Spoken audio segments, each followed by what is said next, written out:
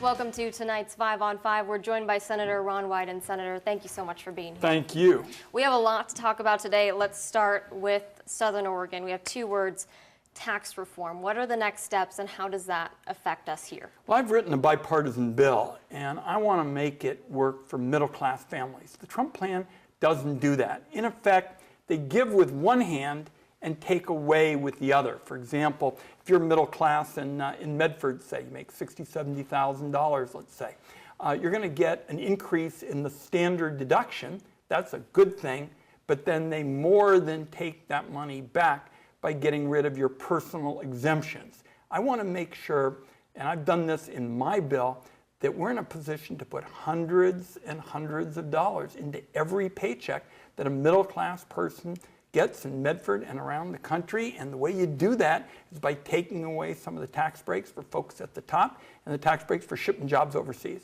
Okay.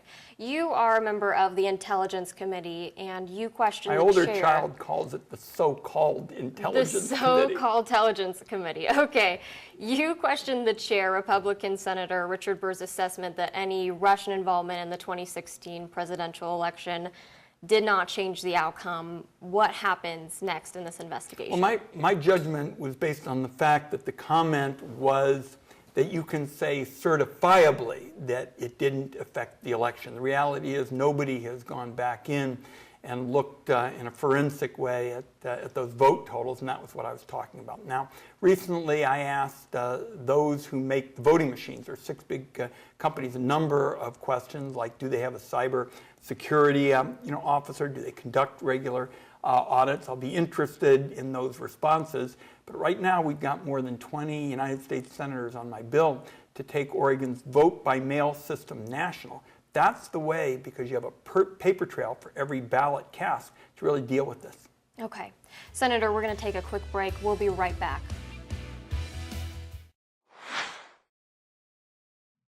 Welcome back to our 5 on 5. We're joined by Senator Ron Wyden. Senator, returning to the White House, there's been a lot of press about the relationship between Secretary of State Tillerson and the President.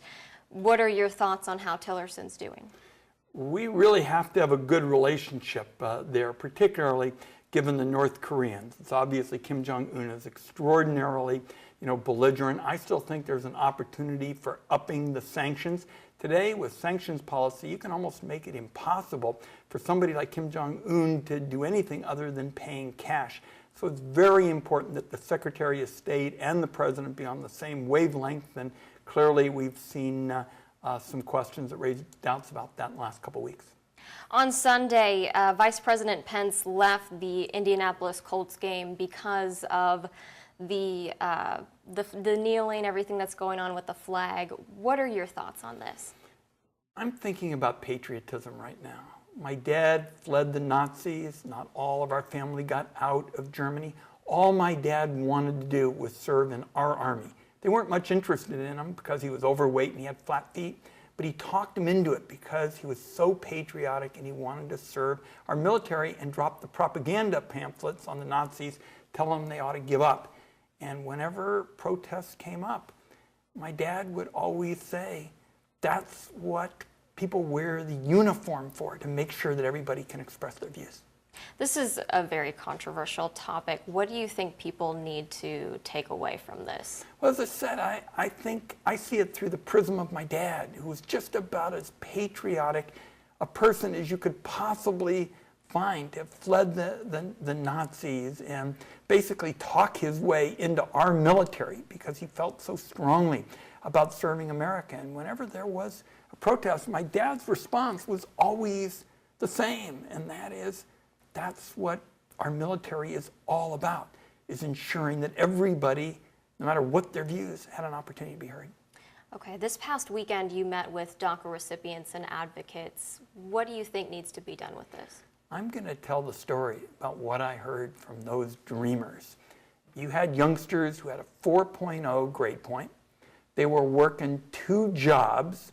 They were helping to support their parents, and they were concerned about what would happen to them. And they would say, I basically know no one in Mexico. I came to this country when I was like 2, 3 months, old. All I want to do is work hard and serve the country. A lot of them want to be in law enforcement, they would be in the military. They just want to give back, and I'm going to do everything I can to get the Dreamer bill passed by the end of this year. That's the key window. There's got to be some urgency. I'm going to take those stories and try and convince some senators. That's quite the goal. All right, Senator, thank you so much for joining us. Thanks for having me. Absolutely. Stay with us. We'll be right back.